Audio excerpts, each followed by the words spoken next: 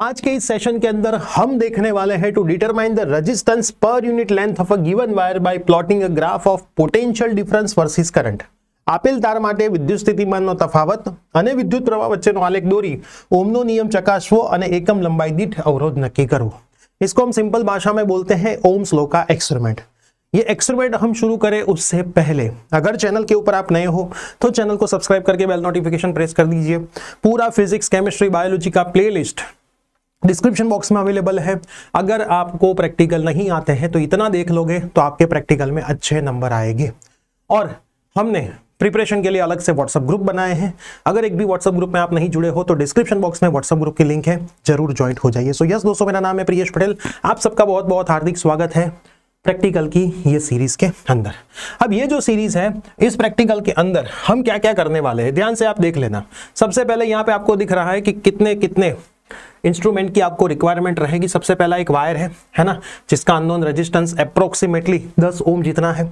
अज्ञात अवरोधनो तार, बैटरी, एलिमिनेटर और द एक्यूमुलेटर 0 से 3 वोल्ट और 2 dry cell 1.5 volt each. Battery की हमें जरूरत पड़ेगी 0 से 3 वोल्ट के आसपास की। वोल्ट मीटर चाहिए होगा 0 से 5 वोल्ट का। मिली एमीटर चाहिए होगा 0 से 500 मिली एम्पियर का।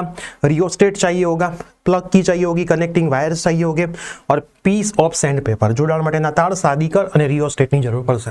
तो इतने हमारे इंस्ट्रूमेंट है। अब इसकी सर्किट को आपको सबसे पहले ड्रॉ करना होता है और कनेक्ट करना होता है।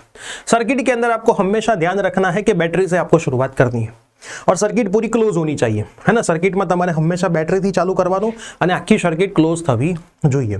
रेड वायर जो है वो पॉजिटिव दिखाएगा, ब्लैक वायर जो है वो नेगेटिव दिखाएगा। ये चीज का आपको खास ध्यान रखना है। आगे हम एक्सपेरिमेंट करके आपको सर्किट कनेक्ट करके दिखाएंगे, उसमें भी आपको ये चीज का पता चलेगा। तो हम ऑलवेज बैटरी से शुरू करेंगे। तो ये जो बैटरी का पॉजिटिव है आपको दिख रहा है वो यहाँ पे मिली एमीटर के पॉजिटिव के साथ कनेक्ट कर दिया, है ना। और यहाँ पे एक नेगेटिव है मिली एमीटर का, वो यहाँ पे पॉजिटिव में, और एक रेजिस्टेंस भी यहाँ पे कनेक्ट किया हुआ है। यहाँ से एक नेगेटिव निकलेगा, वो रियोस्टेट में जाएगा, एक स्विच लगाइए और नेगेटिव नेगेटिव के साथ फाइनल कनेक्शन होके पूरी एक क्लोज सर्किट आपको मिलेगी। ये क्लोज सर्किट जब आपकी बन जाती है तब आपको आपके एक्सटर्नल टीचर को दिखाना है ये सर्किट कनेक्ट करके। अगर वहां पे कुछ गड़बड़ी होगी तो टीचर आपको गाइड 100% कर देगा कि बेटा यहाँ पे आपने मिस्टेक करी है। सर्किट कनेक्ट करने के बाद तुरंत आपको आपके एक्सटर्नल टीचर को बुलाना है, उनको सर्किट दिखानी है और फिर ही आगे एक्सपेरिमेंट परफॉर्म करने हैं। ये चीज का आपको खास ध्यान रखना है। अब ये जो सर्किट है उसके ऊपर से हम एक्सपेरिमेंटल टेबल बनाएंगे। उसके पहले एक ऑब्जर्वेशन है। ऑब्जर्वेशन में आपको एमीटर की रेंज लिखनी है ना। एमीटर का लिस्ट काउंट लिखना है, मतलब लघुत्तम माप शक्ति। वोल्ट मीटर की रेंज लिखनी है, वोल्ट मीटर का लिस्ट काउंट लिखना है। माप पट्टीनु लघुत्तम माप मतलब least count of meter scale लिखना है और वायर की लेंथ लिखनी है। ये आगे हमने सब कुछ मेजर करके दिखाया है, वहां से आपको पता चल जाएगा। ये ग्राफ तो बात की बात है। फिर आपको क्या निकालना है, V और I। अब बहुत सारे बच्चों को तकलीफ होती है कि सर हम टेबल कैसे बनाए, हमें याद नहीं रहता। तो टेबल बनाने का एक सिंपल तरीका है, जो इक्वेशन है उसको पकड़ लो। इक्वेशन में हमें कितनी कितनी चीज चाहिए, V चाहिए और I चाहिए, यहाँ पे क्लियरली मेंशन है। तो यहाँ पे देखो वोल्ट मीटर के जो रीडिंग है वो यहाँ पे हम लिखेंगे, करंट जो मिलेगा वो हम यहाँ पे लिखेंगे मिली एम्पियर में। मिली एम्पियर करंट है तो हम उसको एम्पियर में कन्वर्ट करेंगे, मिली मतलब 10 की -3 होती है, तो R मिल जाएगा। तो ऑलवेज टेबल इससे बनता है। जो फॉर्मूला होता है सर्किट वाले जितने भी प्रैक्टिकल है उसमें जो फॉर्मूला बनता है उसके ऊपर से आप आराम से टेबल बना सकते हो और आपका मीन मतलब जितने भी आपने रीडिंग ली है उसका एवरेज आपको लिखना होता है। ठीक है। गुजराती में विद्युत स्थितिमान करंट तमने जे मेजर थाय छे मिली एम्पियर में रेंज में हशे, એટલે એને તમે એમ્પિયર માં ફેરવશો અને એના પરથી તમે રેઝિસ્ટન્સ શોધીને એનું તમે શું શોધી લેશો, એવરેજ શોધી લેશો। ओके। फिर आपको यहाँ पे कैलकुलेशन करनी है, ग्राफ का स्लोप निकालना है ना। रेजिस्टेंस आपको पता ही है स्लोप मिलता है। Resistance per unit length of wire निकालना है, R/L, है ना। ये तो पहले ई में आपको पता ही है। और एरर निकालनी, मोस्ट प्रोबेबली अब एरर सिलेबस में नहीं है तो एरर के लिए टीचर आपको फोर्स नहीं करते हैं, है ना। एरर मोस्ट प्रोबेबली आपको टीचर करते हैं तो आपको इस फॉर्मूला से आप एरर निकाल पाओगे।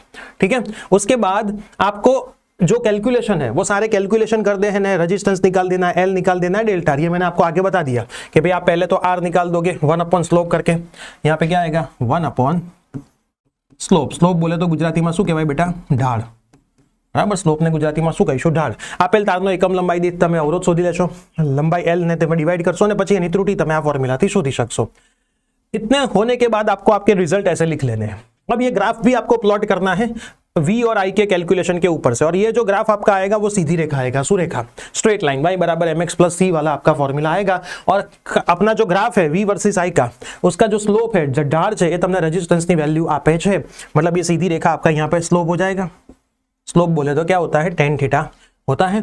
अब लास्ट में आप रीडिंग लिख लोगे, यहां से आपको कौन से सवाल आ सकते हैं, ऐसे ऐसे सवाल आपको टीचर पूछ सकते हैं कि भाई वोल्ट मीटर का यूज क्या है, ए मीटर का यूज क्या है, उसका प्रिंसिपल क्या है, ओम्स लॉ क्या है।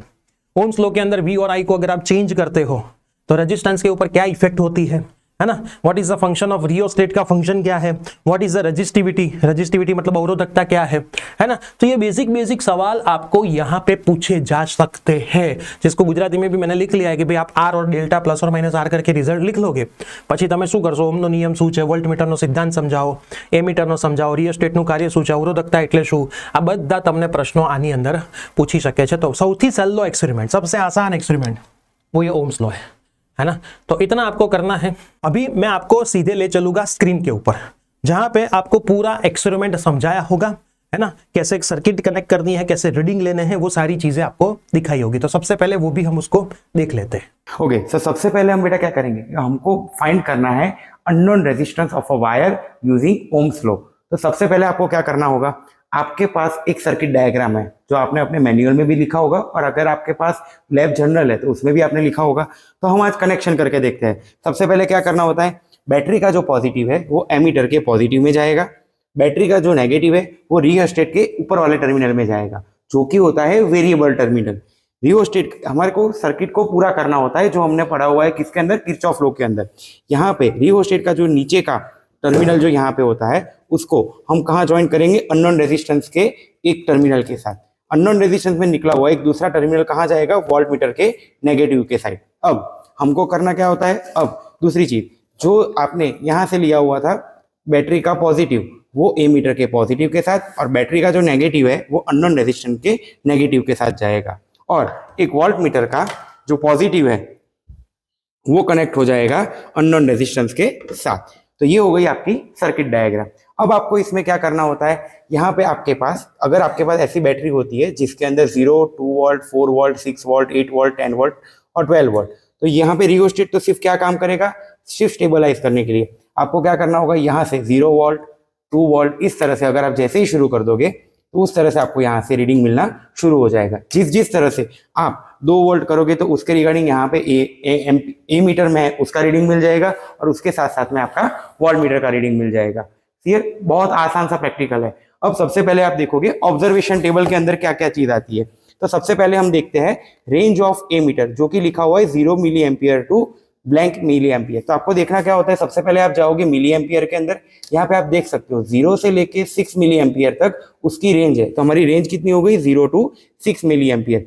Least count of a meter, least count मतलब सबसे कम एक्यूरेट कितना रीडिंग मेजर कर पाएगा। तो आप देख सकते हो 0 से 2 के बीच में 10 कैलिपर है, तो इंडिविजुअल कैलिपर कितना मेजर करेगा, 0.2, तो यहाँ पे हो जाएगा 0.2 मिली एम्पियर। उसके बाद बेटा देखना होता है रेंज ऑफ वोल्ट मीटर। तो यहाँ पे भी आप देख सकते हो ये जो वोल्ट मीटर है वो 0 से लेके 3 वोल्ट तक है। आगे है least count of volt meter, यहाँ पे भी सेम 0.51, तो 0 से 0.5 के बीच में कितने कैलिपर्स है, तो यहाँ पे आप काउंट कर पाओगे, अगर 10 है तो 0.5 डिवाइड बाई 10, तो ये हो गया आपका least count of voltmeter. उसके बाद least count of meter scale, तो यहाँ पे मीटर स्केल का यूज कहाँ होगा, कि अगर ये जो आपका अननोन रेजिस्टेंस का जो वायर है उसको मेजर करने के लिए, तो जनरली हमारा जो होता है वो किसके अंदर होता है, सेंटीमीटर के अंदर होता है, तो आप उसको मीटर में कन्वर्ट कर लोगे तो वो हो जाएगा 0.01 मीटर। और लिखा हुआ है length of the given wire, तो इसको आपको क्या करना होगा, आपके पास एक स्केल होगी, तो आप यहाँ से यहाँ रखोगे, यहाँ से यहाँ रखोगे, यहाँ से यहाँ रखोगे, यहाँ से यहाँ से रखोगे। ऑलमोस्ट आप देखना चाहोगे तो 100 से लेके 110 सेंटीमीटर के बीच में किसी भी वायर की लेंथ होती है, बट फिर भी आप काउंट कर लेना, यहाँ पे साइड में भी जो वायर होता है वो अप्रोक्सीमेटली आप 0.5 सेंटीमीटर काउंट कर सकते हैं। तो ये हो गई आपकी पूरी सर्किट डायग्राम। अब यहाँ पे हम चलते हैं सीधे सीधे ऑब्जर्वेशन टेबल के अंदर। ऑब्जर्वेशन टेबल के अंदर जैसे कि लिखा हुआ है, हम यहाँ पे जो बैटरी का वोल्टेज है वो लेट से 2 वोल्ट करते हैं, 4 वोल्ट करते हैं, 6 करते हैं और 8 करते हैं, तो उसके रिगार्डिंग हमको यहाँ पे करंट मिलेगा। ये तो सिर्फ 10⁻³ में कन्वर्ट किया हुआ है।